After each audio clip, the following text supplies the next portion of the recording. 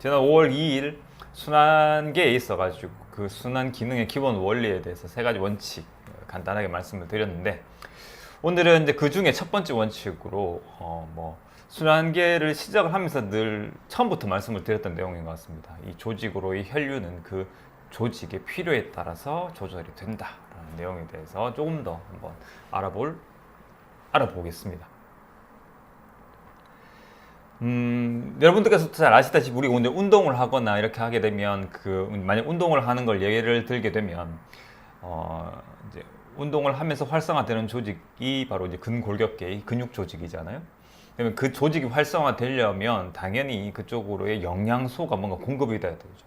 영양소로 하면 산소가 또 포함이 될 수가 있고, 뭐 포도당이라든지 이런 에너지 대사에 필요한 그런 물질들도 될 겁니다. 그렇기 때문에 그게 단순하게 공급이 많이 되어 주기 위해 가지고는 혈류가 많이 공급되어야 된다라는 거는 잘 아실 거예요. 그래서 활성된 조직은 안정시보다 더 많은 혈류가 필요하고, 때로는 안정시에 필요한 혈액량보다 한 20배에서 한 30배 정도 많은 혈류가 필요한 경우도 있다고 합니다. 그런데 심장은 일반적으로 우리가 무한정 어떤 심박출량을 높일 수 있는 건 아니거든요. 심장은 안정시 수준의 한 4배에서 7배 정도 심박출량을 증가시킬 수는 있지만 그 이상은 박출을 시킬 수가 없어요. 심장의 크기가 무한정도 아니고, 항상 심장의 크기 자체도 제한되어 있고, 또 심박수가 무한정 빨라진다고 했을 때에 오히려 심박수가 빨라짐으로 인해 가지고 생길 수 있는 문제들도 있습니다. 그렇기 때문에 심장은 분명히 한계가 있고, 그래서 우리가 어떠한 조직에 많은 혈류량을 공급을 해야 된다라고 했을 때 단순하게 심장만의 힘으로 심장에서의 심박출량을 높여가지고 그 조직으로의 혈류량을 공급하는 것은 한계가 있어요.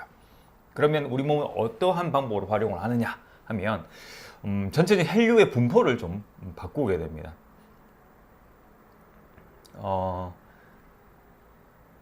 그 혈류의 분포를 이제 이렇게 조절을 함으로써 조금 더 효율적으로 뭐랄까요? 우리 몸의 어떤 각 조직에 필요한 그런 어떤 영양소라든지 산소들을 공급을 할 수가 있게 되겠죠.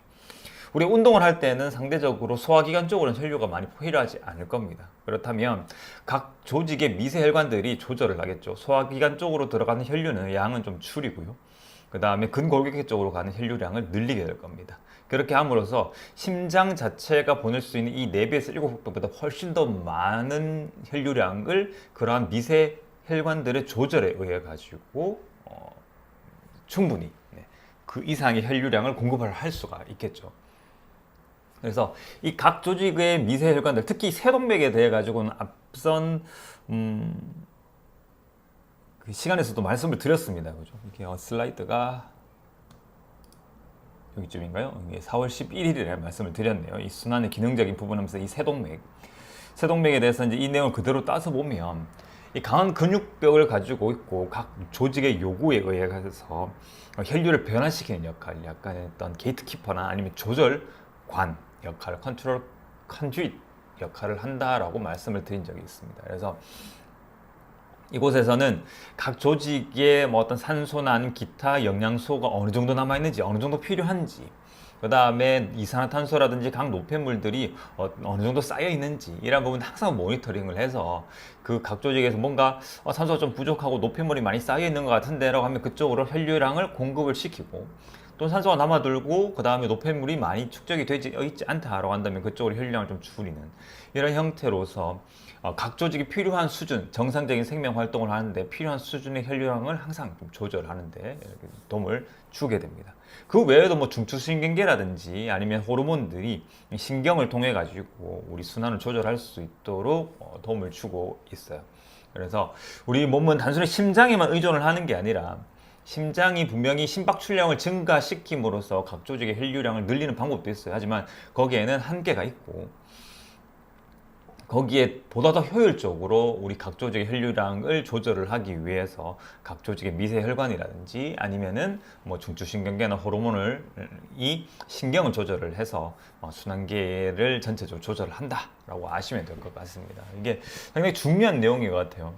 여러분들이 뭐 혈압을 통해 가지고 우리 순환 기능에 대한 건강 정도를 많이 이제 관찰하고 계시잖아요.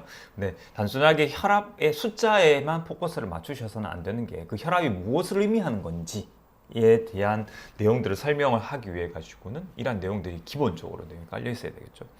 혈압이 낮다라는 것은 낮은 혈압으로도 각 조직이 충분한 혈액량을 공급받을 수 있다는 얘기가 될 거고요.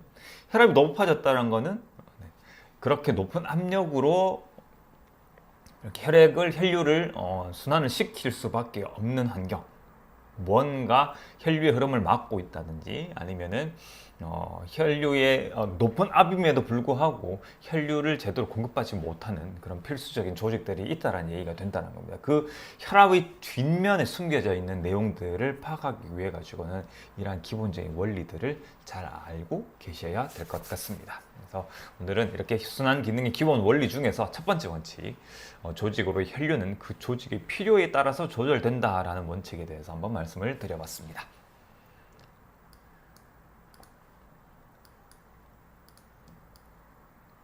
뭐 혈당도 마찬가지고 혈압도 마찬가지고 여러분들께서 건강검진을 통해서 받아보시는 수많은 어떤 검사 결과들도 마찬가지고요. 단순하게 그 숫자의 높고 낮음에서만 포커스를 맞추신다 그러면 정말 수박 겉핥기식의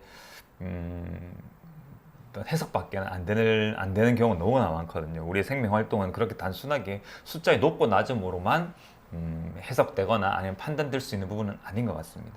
그 각 숫자들이 가지고 있는 진정한 의미와 그다음에 각 검사 항목들이 가지고 있는 유기적인 상호관계들을 정확하게 판단을 하고 해석을 하고 올바른 진단과 해결책을 얻으실 수 있도록 여러분들도 우리의 생명 활동에 대해서 정확하게 잘 바라보실 수가 있으셔야 될 것 같아요. 그런 의미에서 이런 헬스 토픽은 여러분들의 전체적인 건강 상태를 증진시키는데 큰 의미가 되는 시간이지 않을까 싶습니다.